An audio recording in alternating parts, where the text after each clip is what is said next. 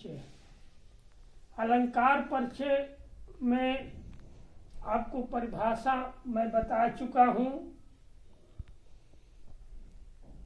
और एक शब्दालंकार का एक अलंकार अनुप्रास के बारे में भी पढ़ा चुका हूँ। ये दूसरा है यमक अलंकार। अब इसके बारे में मैं आपको बताना चाहता हूँ कि ये कैसा अलंकार है, इसका प्रयोग कैसे होता है, कहाँ होता है, और कैसे इसको पहचानते हैं। तो आइए शुरू करते हैं। यमक, जहाँ भिन्न भिन्न अर्थ में यानी अलग अलग अर्थों में एक शब्द एक बार यानी अनेक बार अर्थात एक बार से अधिक प्रयोग होता है तो वहां यमक अलंकार होता है।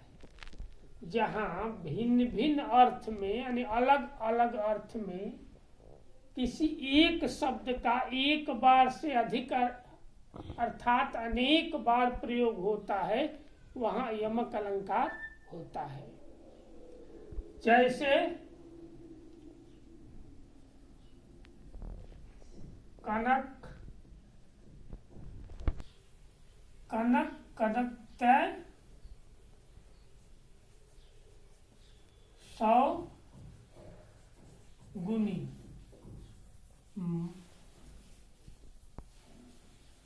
मादकता अधिकार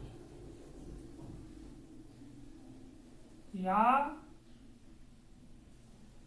खाए बौराय नर या पाए बौराय। अब देखिए उदाहरण के तौर पर कनक कनकता 100 गुनी मादकता अधिकार। कनक एक का अर्थ कनक का होता है धतूरा गेहूं। दूसरे का कनक का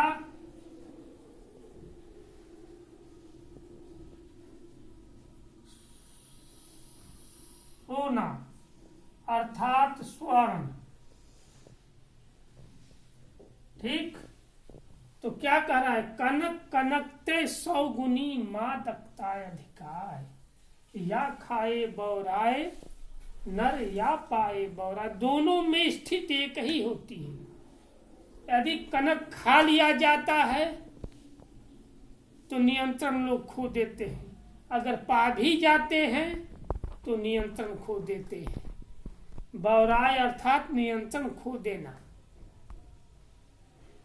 अनुचित कार्य शुरू कर देना, समझ में न आना। तो ये दोनों का यही है। एक कनक का इसी को कहते हैं यमक, यानी एक बार से अधिक। कनक शब्द का 2 बार प्रयोग हुआ है इसलिए दोनों का अर्थ अलग अलग है। एक का अर्थ धतूरा गेहूं होगा तो दूसरे का अर्थ सोना होगा, स्वर्ण।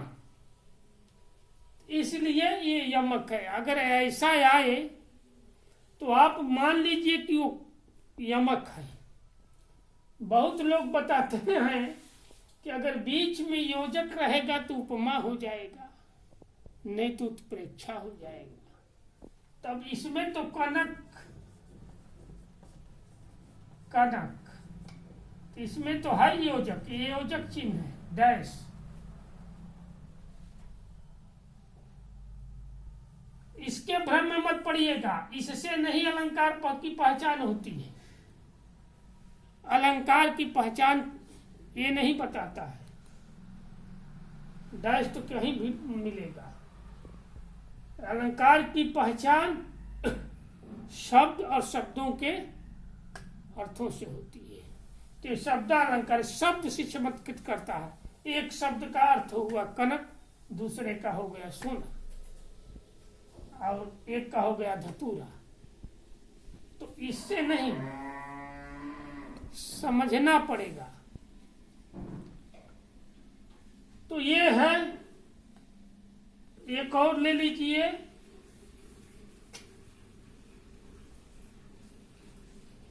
तीन बेर खाती थी वह, तीन बेर खाती थी।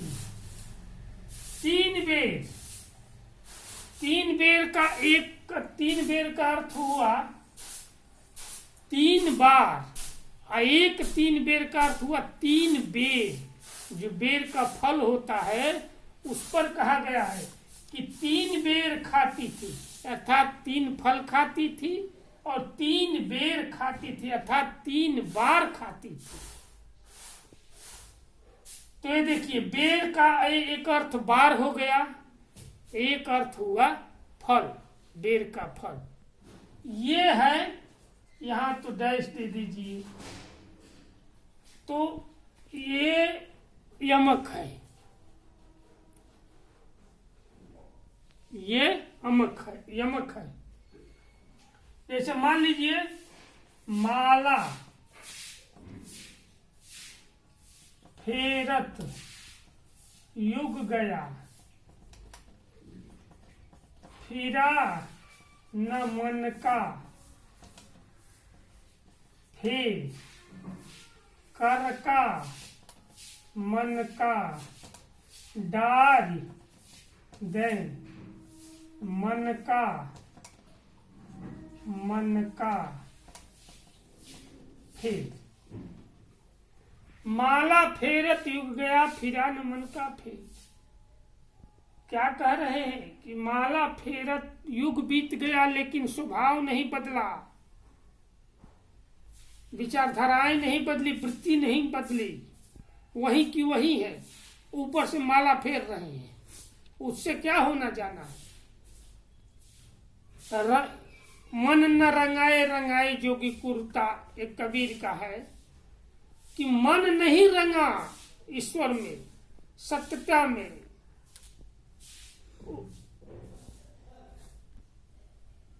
वस्त्र ही रंगा लिए, तो वस्त्र रंगने से क्या होने वाला है। उसी तरह माला फेरत युग गया, फिरा न मन का फिर। मन की वृत्ति नहीं बदली, मन का स्वभाव नहीं बदला। मन का मन का, मन का मन का डार दे, मन का मन का फिर। देखिए, 4 बार मन का आया है। एक मन का अर्थ हुआ मन का, मन का यानी विचार का, इच्छा का। और एक मन का हुआ यानी मन का अर्थात माला। तो कर का मन का डारी दे, हाथ की माला रख दो, मन का मन का फिर। मन की माला फिर, उससे शुद्ध होंगी, शरीर सत्य पाएगा, अच्छे गुण आएंगे।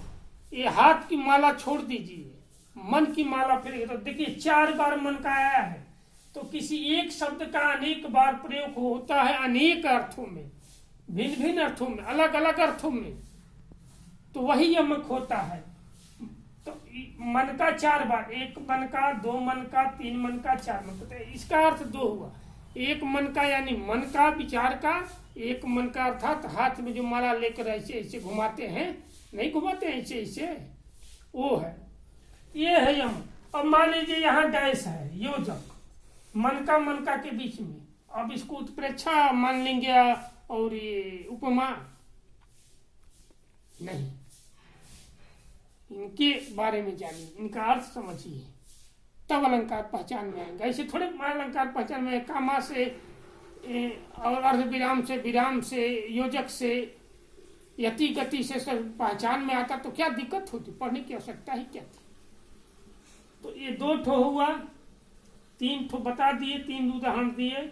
एक है तोपो वारो उर्वशी, हुए उर्वशी समान, तू मोहन की उर्वशी रही उर्वशी। ये 3 बार उर्वशी उर्वशी आया है। एक उर्वशी का अर्थ होता है उर्वशी यानी हृदय में बसने वाली, एक उर्वशी का अर्थ होता है अप्सरा। है कहते हैं यमक। खासियत है कि आपको मैं बताना चाहता हूं कि इसको ध्यान में रखिएगा कि भ्रम में न पड़िए। कोई बता दे कि ये है वो है वो है ये है, ऐसे पच नहीं। और एक उर्वशी का अर्थ होता है आभूषण गहना। तो 3 अर्थ हुए तो उर्वशी का।